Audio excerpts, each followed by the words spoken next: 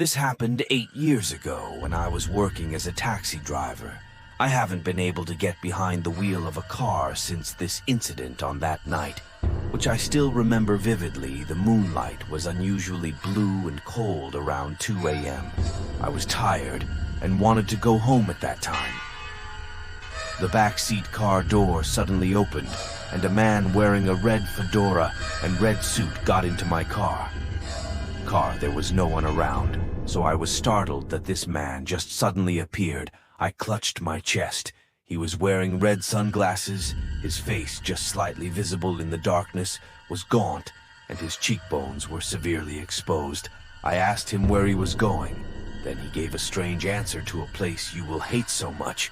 His voice sounded like it was leaking air. I thought he was a strange person, but I tried to speak calmly. "Sir, please tell me your destination and I'll take you there quickly. I need to go home soon and see my wife for even just one more minute." "Oh, that's romantic. I think it was a good decision to choose you." He was giggling obnoxiously, and I thought he was crazy. I was thinking about throwing him out. But then he said, "There's a cemetery about 10 miles from here. Let's just go there."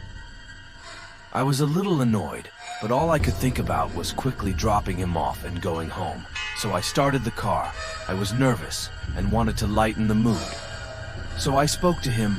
"What do you do?" "I'm a delivery man."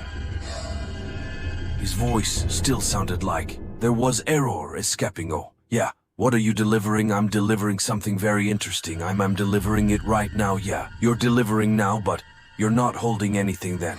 He started laughing out loud, and at that moment dust flew out of his mouth. I was shocked. All of his teeth visible from his open mouth were rotten. His gums were missing. His tongue was rotten, disgusting, dry like a mummy. For a moment, I was confused as to whether I had seen an illusion. Then I saw a cemetery ahead, and he said something I couldn't understand. "Oh, it's about time. Goodbye." He hummed an unknown song and rolled up his sleeves, revealing his rotten, dry, bony arms. Then suddenly he came closer to me, put his hand in my mouth. I was startled and tried to stop him.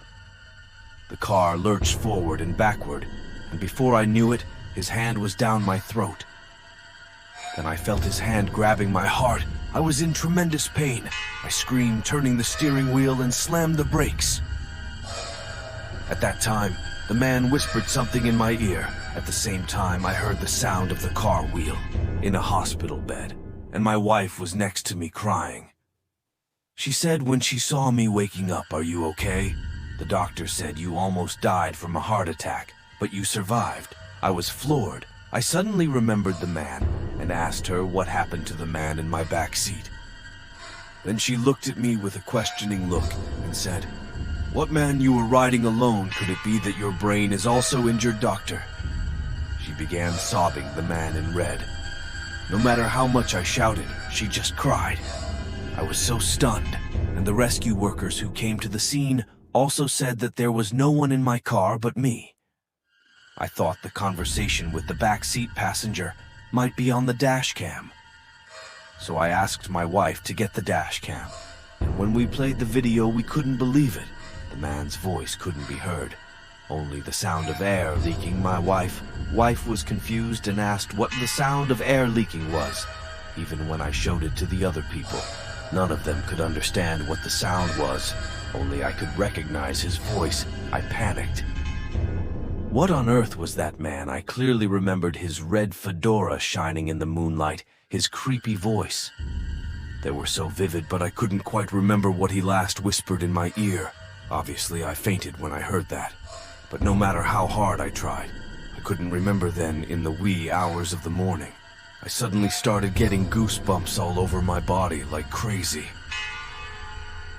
My body started shaking so much that the bed shook too.